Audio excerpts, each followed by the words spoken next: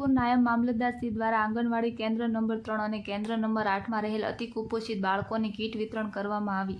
બોટાદ જિલ્લાના રાણપુર શહેરના મેઘાણીનગર વિસ્તારમાં આવેલ આંગણવાડી નંબર 3 તથા દેસાઈ ઓરાવાડ વિસ્તારમાં આવેલ આંગણવાડી નંબર 8માં અતિકુપોષિત બાળકો એટલે કે ઓછા વજનવાળા અને કમજોર બાળકોના શ્વાસના સુધારા માટે બોટાદ જિલ્લાના ક્લાસ 1 અધિકારી દ્વારા હાલ કીટ વિતરણ કરવામાં આવી રહી છે।